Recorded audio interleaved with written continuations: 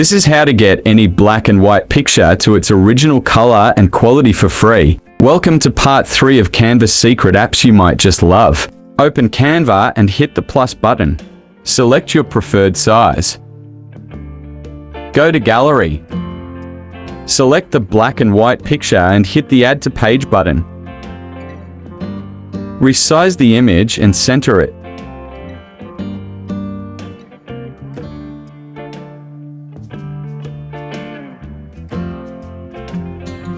Now go to Apps and search for Colorize.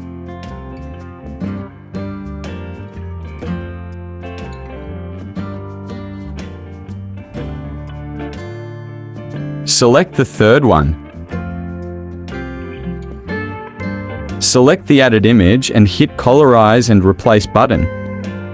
Finally, wait for the magic.